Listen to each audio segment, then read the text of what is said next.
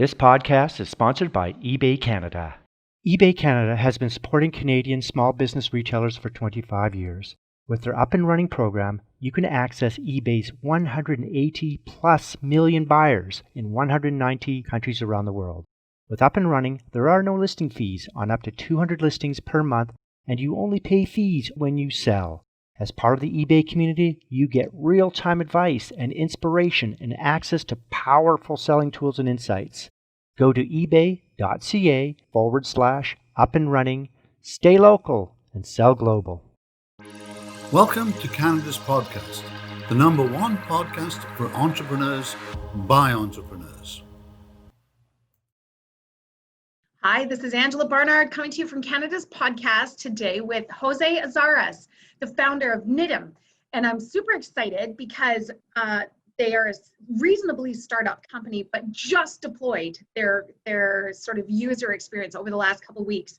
So that's changed from when I first started talking to you, Jose, which is you were really just building and finding companies to work with. But so it's an exciting time to be launching with you right at this time. You can tell us a little bit about your experience. But let's start with a little bit about who you are. Tell me a little bit about Jose and your entrepreneurial journey.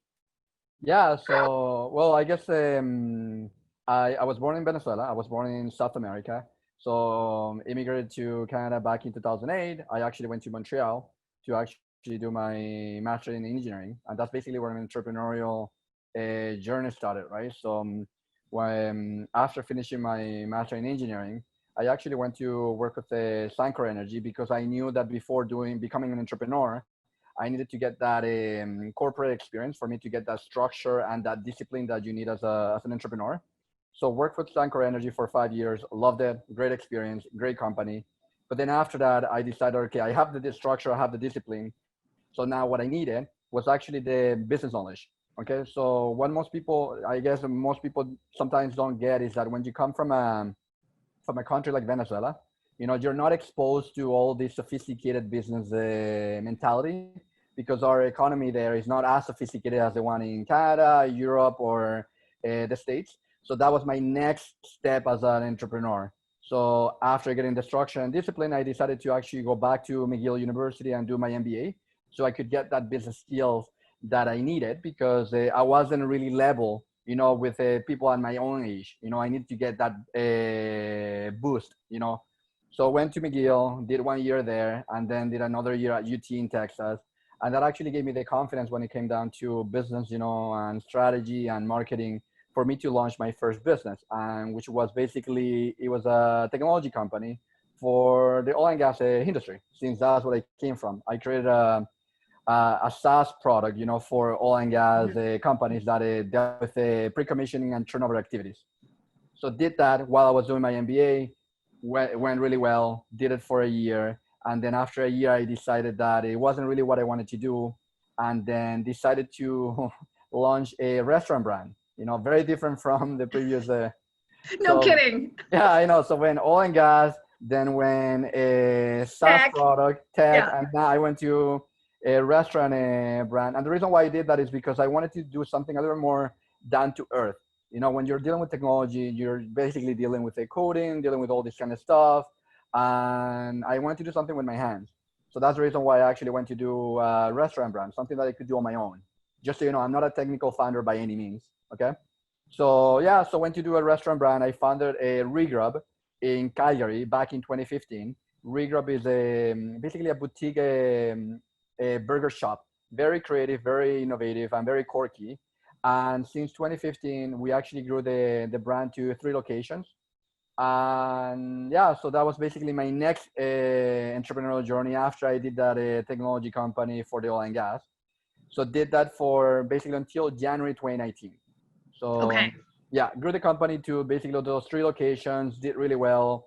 I actually set up a management team. And in January 2019, I decided to move on from that venture.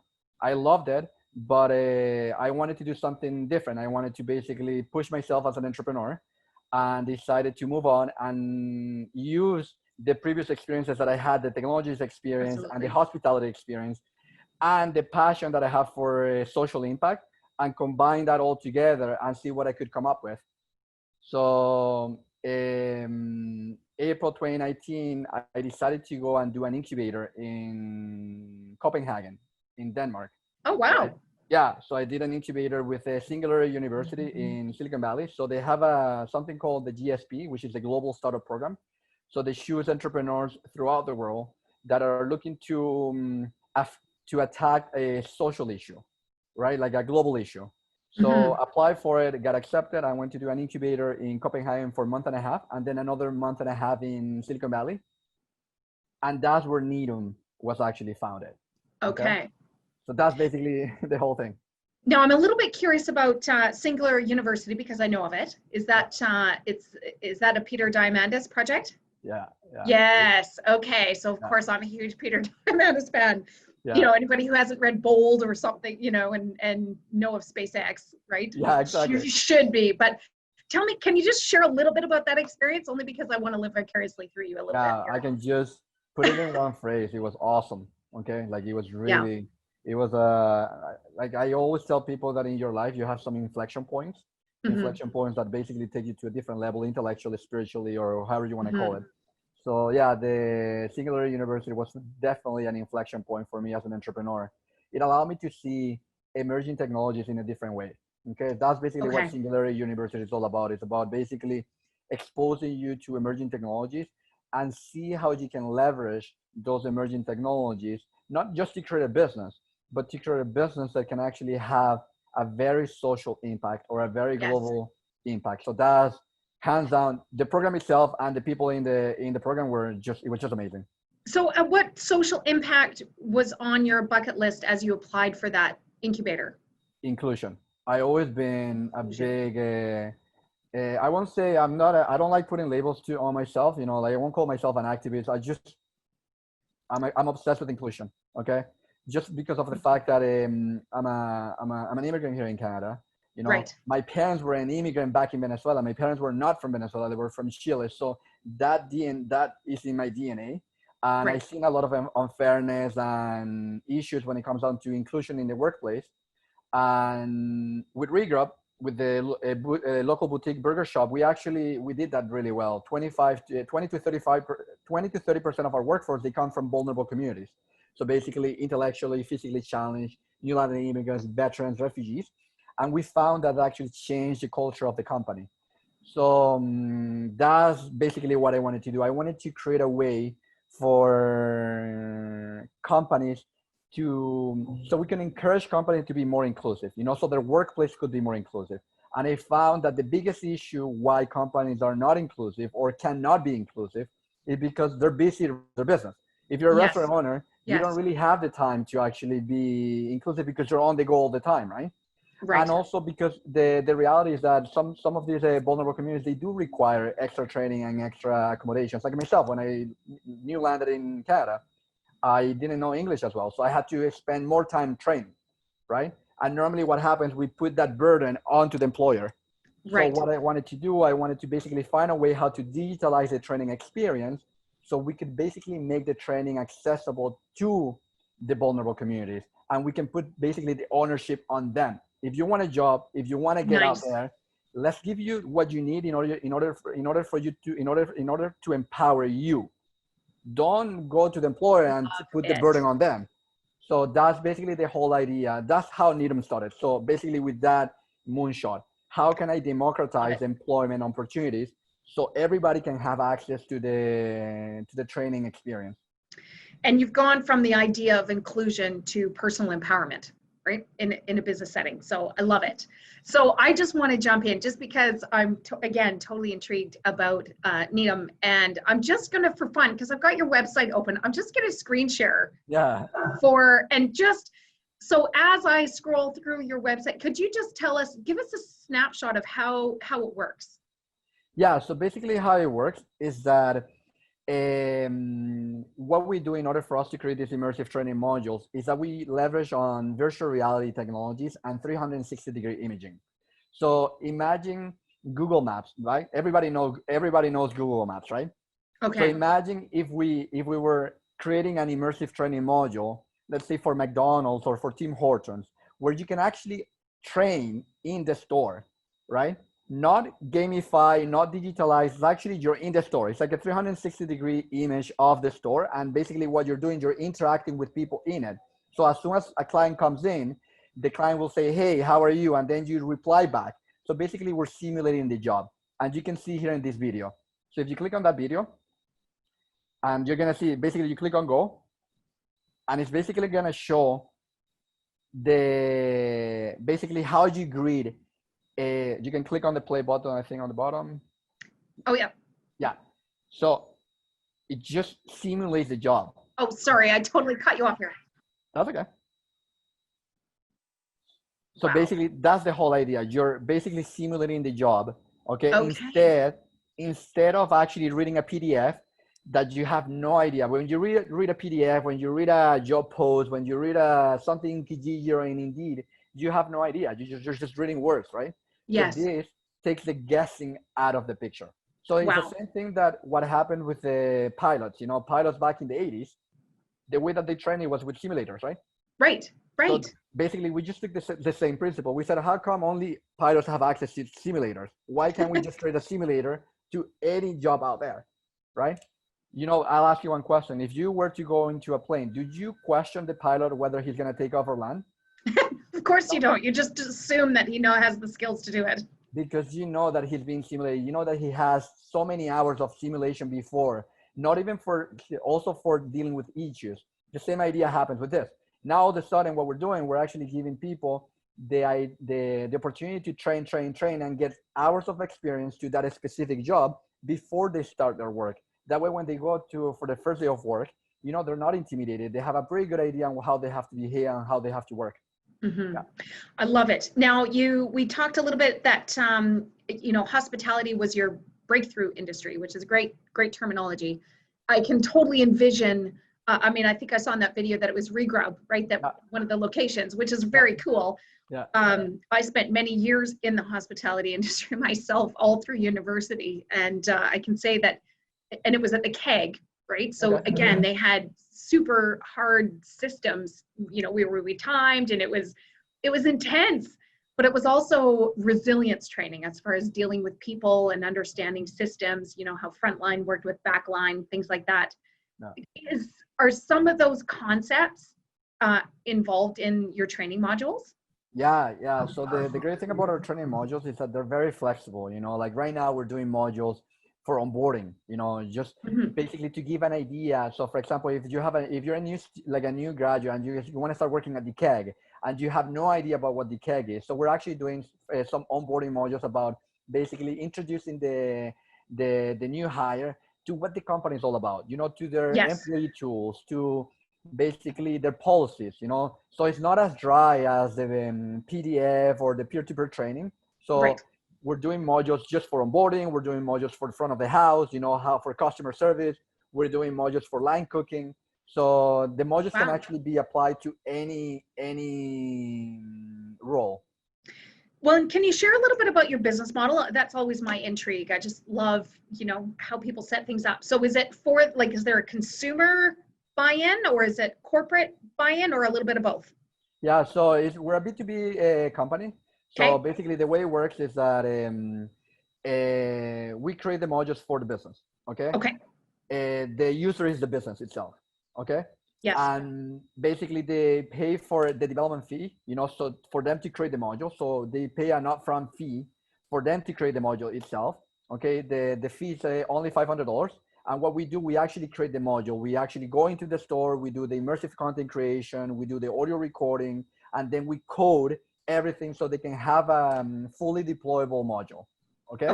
And then we have a subscription fee in which basically it allows them to share the module via our platform to any new hire or any staff member that they have, okay? So they can basically, it allows them to basically give credentials to the new hire, to the new user, so they can basically go into the dashboard and click on the module. If they want that person to do the module for onboarding in front of the house, they'll be able to log in and do the module for onboarding in front of the house. And it also allows them to get data analytics about how the new hire is interacting with the module. Okay. And then the trainee experience is, I mean, I just saw on your website the little, AI goggles. Is it literally 3D? Like, is the experience 3D? Yeah, it's immersive. So the great thing also about our technology is that although we're leveraging on virtual reality technologies, it's immersive. When you do it, you're in the store. You're like basically looking around. But our modules are deployable not only with VR headsets, they're deployable in any device. So you can do the same module on your laptop, desktop, mobile device, tablet. So, and you'll have the same immersive experience. Okay. So basically, if you're doing it on the laptop, you can basically move it so you're in. And the reason why we did that is because when we did some research about VR, we found that the penetration rate for VR headsets nowadays is less than 1%. So why would we build a module that we know people will not get access to because they don't have the VR headsets in their house? Right. So what we did, the modules are VR, they're immersive, but you don't have to have the VR headsets in order for you to experience that. So that's one of the innovative approaches that we have in our solution. Okay, cool. Yeah. And then ultimately we'll all have a pair of VR glasses, I'm sure, in our or Google glasses, right? There you go. Yeah, I'm sure that was discussed at Singular University, was it? Yeah. So it's funny that you mentioned that because that's the reason why we decided to do it that way. You can still do it with the VR headset. So if you put a VR headset, you can actually go and take the module. But we know, like right now, not people don't have that in their house. But Apple actually, they just bought a VR company, I think like 1 or 2 months ago, and I have the intuition or the gut feeling that in 2 more years, a big company, either Apple, Samsung, or something, they're gonna come up with a mainstream VR headset or glasses that is basically gonna make VR mainstream. This podcast is sponsored by eBay Canada. eBay Canada is powering Canadian small businesses. Go to ebay.ca/up and running to open your new global e-commerce business. And a couple more questions about nidum before I move on to trends, because I think you might have a lot of information there. But so, we started with hospitality. You've got retail as another sector that's onboarding. Yeah. I just have to ask the question, right? We're in a bear economy. We're coming out of this strange COVID time, where those two industries are, bit ground to a halt. So how has that affected your business, not just today, but where you see it going in the next, say, 2 years? Great question. Being honest with you, when everything happened, I thought at that point, okay, no, it's not gonna work. Like Nidum, it doesn't have, because at that point the hospitality industry crashed. And me being a business owner, I'm actually experiencing this right now, right? I still own Regrab, right? And retail, the same thing.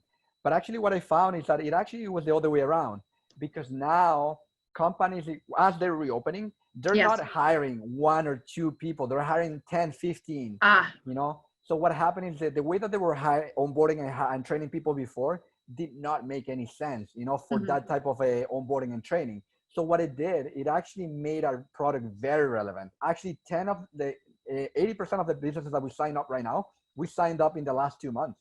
And the reason is because they found that our product is very relevant, it's very effective, for how things are being done right now. And even adding, like social distancing, by you sharing the module in advance before the new hire comes on board, you're decreasing the amount of time that you're training that person physically. Okay. So you're basically mitigating the exposure that you're having on that person and on your team. Okay. Just quick disclosure on that. Like most people, we're not trying to replace training. Okay. We're just trying to leapfrog the process. Okay? Yes. That's one main thing that I always tell people, because they think, oh, Jose, I don't want to have a robotic training. No. Actually, we find that this is actually empowering new hires to come ready with better questions and more relevant questions about the company. Absolutely. And it's really just that background check, and I see huge opportunity there. Are there any industries that you think will pop out in the next couple of years for you as a sector that you hadn't really thought of before? Yeah, so manufacturing is one. So manufacturing will be one. Logistics, okay, like companies like Amazon or Walmart, right? On the back end.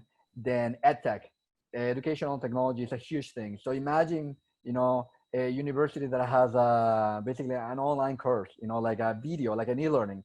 E-learning has shown that their engagement is 10 to 15%. Why? Because you click on the button and you just go around, right? And you Yes. just do the test. So EdTech, I think, is going to be huge for us, because all of a sudden we're allowing a very higher engage, like a different engaging, a different medium for transferring knowledge, and that is more interactive. The engagement rate for immersive training is 85% in comparison to 10 or 15%, right? And Right. the fact that it's hands-on. So with the thing with e-learning is that you're not really interacting with anything. You're just watching. With immersive, you're interacting. So I think EdTech Yes. will be a huge industry for us later on.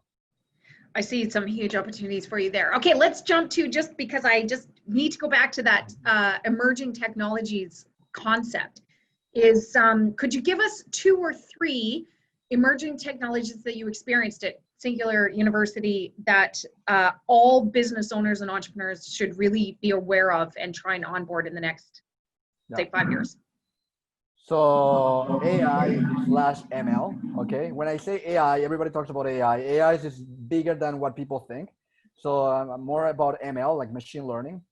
Okay. So I think every company should find a way how to integrate that into their business, okay? Nowadays, business owners or companies, they need to basically use data to actually make better decisions, right? Right. But data can be very cumbersome, like you have a lot of information coming to you.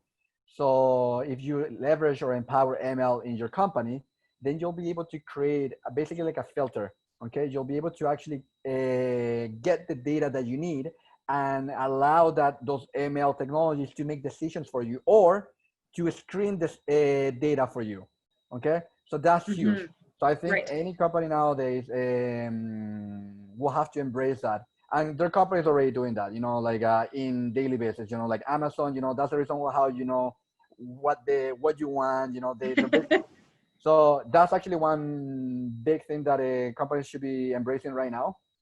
And the other one is actually, it's a good question. I think I don't want to come across as biased, because I am biased, like we all are, don't worry. Yeah. So I will call virtual reality / immersive. Okay. There's a big misconception about virtual reality. Okay. People, when you tell them about virtual reality, they think about gaming. They think about these bulky headsets, right, all of that. But that's just one technology. Okay. So VR, virtual reality, can be many, many things, So that's the reason why I call it VR / immersive. So embracing immersive technologies for basically for training, for customer service. We're actually talking right now for a company, with a spinning company in Calgary that is thinking about actually creating an immersive module for their clients. It doesn't have to be only employee facing. It can be client facing. Because when you sign up for a spinning class, if you've never done spinning, you go into the class very intimidated. You have no idea. Spinning, like bike riding spinning, like that really painful spinning experience. Yeah. So most of the people, they're actually intimidated by it, because when they go in, they never seen a spinning bike. So what we're trying to do, basically an immersive module that allows them to come ready for the first day of a training, so they don't feel like an imposter. So they feel ready because they're already done. So I think virtual reality and immersive can be another great technology that companies can embrace, and they can embrace it from many different facets, employee training, customer facing, many different ways. Absolutely. Super cool. Now, you're based in Vancouver. Jose, tell me a little bit about, well, first of all, how did you end up, was it your family that decided to move here, or did you make that decision yourself? Yeah, no, my family moved here. He moved to Montreal. Okay. So my parents are actually entrepreneurs themselves. So they moved to Montreal, and I moved there a couple of years after they moved there. Yeah. Okay, perfect. And then how did you venture west to Vancouver? I guess serendipity. Like, I know it sounds. So I'm a big believer that you have to move around. Like, the world is too big for you to get fixated to one location. So yeah, I moved to Montreal because I graduated there. So I had my engineering background there. So went to Calgary or Alberta because that was the mecca for engineers. That's where all the big projects were happening. So moved to Alberta because of work. and then moved to Vancouver because I'll be honest, I just love the vibe here. You know, the It is. city is a great city. It's supernatural here in BC, I tell you. Yeah. Yeah. And can you give me a little bit of insight on how the climate here in British Columbia or Vancouver impacts your business, either challenges or opportunities? Yeah, so a quick disclosure, you know, I just moved to Vancouver back in March, or so pre-COVID. So I lived in Vancouver back in 2010. Okay. So I Yep. don't have a lot of background, but just from March, you can see that the startup community is actually very supportive. You know, like I was actually talking with my neighbor. You know, my neighbor, he's an entrepreneur on his own. And as soon as he knew what I was doing and he knew that we were raising funds, he said, Jose, I'm going to contact you with 5-6 people. And out of those 5-6 people, we actually got a lead. So I found that it's Right. very tight. And also one of the reasons why I also moved to Vancouver is because the impact investing community here is very big. You know, like when it comes down to venture capital, there's different sections. So impact investing is the one that we're looking at, you know, because we have that social good side. Yep. And Vancouver is actually one of the leaders in Canada and in North America when it comes down to impact investing. So that's actually one of the reasons too. Interesting. Well, and I'd love to talk more about impact investing, but I think that's another podcast. But are you in the fundraising stage yourself? Yeah, Right so now? right now, yeah, Okay. right now we're in the process of we're raising our seed round, you know, for us to actually increase our growth. Yeah, so we're in that process right now. Okay, great. Well, and I mean, if impact investing is a pathway to get you leads, let's assume that Canada's podcast is another great opportunity to get you leads. What, if you could wave a magic wand, what would you ask for right now? What would be a great result or a lead or contact after today? Someone that is excited about tilting. I won't say disrupting, but tilting the industry, you know, and tilting. I Okay? have not heard that expression before. What does that mean? Meaning that you're gonna basically make a dent. Okay, that you may not completely change it, but make a dent. You know, so somebody else can see the dent and they can start making other dent. That's actually how I see industry being disrupted. You know, it can be one company, but it can also be a group effort. So one person does a dent, and then somebody else sees, oh, they made a dent, so I want to go. So that's basically how I see it. So somebody that wants to basically tilt a industry, in this case, HR tech, you know, by changing the way that people are being trained and onboarded, but that is passionate about inclusion and diversity in the workplace. Fantastic. For us, it's not just about money. We want somebody that is excited about not just tilting the HR tech, but also the inclusion side. Perfect. And just out of curiosity, how do you keep abreast of sort of trends and in your network of people? Are there any, you know, periodicals or media that you resource at a regular basis, or a professional group that you're associated with? And yes, not really. I'll be honest with you. Okay. I just get all my resources with people, with friends. Actually, right now we have a very good advisory board for Nidum. So we have the 2 co-founders of Mealshare. Okay. So they're part of our advisory board. So I talk to them every week, every couple of weeks, and we talk about trends. We talk about things that I should be reading, and vice versa. We just onboarded one of the co-founders for Famoso. So the same idea. So I try to have a close social circle that I can learn from, and also that they can learn from me. And reading. I'm always basically online, just looking for any type of book. You know, you can business, organizational, spiritual. So that's basically where I get most of my trends. Absolutely. And is there anything that you can think of that you'd like to share with the group? I would like to just announce, just because we talked about it pre this podcast, but that you've onboarded one new big client, and keeping in mind that you're only kind of 2 weeks into launching the consumer experience. So tell me a little bit about your big win over the last few weeks. Yeah, so I guess the big win is that we managed to sign basically 10 clients in a matter of 3 months. You know, for something so unique or so different for the training, we were able to manage we were able to sign 10 companies, going from big groups in the Alberta region. So we have basically Okay. restaurant groups that have different brands, going through major national brands, like for example, the Canadian Brew House. The Canadian Brew House is one of our partners, and we're deploying their module next week. We also signed Noble House Hotels. It's like a great North American hotel chain, not only in Canada, but in the States. We signed Nova Cannabis, which is owned by Alcana. It's a premium retail company. So just that's our big win. The fact that we're not only Awesome. we're signing big companies that believe on the new approach that we have to onboarding and training. Well, you have a fantastic story and huge amount of energy, Jose. So it would be hard not to be just totally magnetized to Needham. So I wish you all the best, and we look forward to sharing with your story more on Canada's podcast. Awesome. Thanks for the time. I appreciate it. This podcast is sponsored by eBay Canada. eBay Canada is here to help. They've been supporting Canadian small business retailers for 25 years, and their up and running program is getting Canadian businesses online today. Visit ebay.ca/up and running. Stay local and sell global with eBay.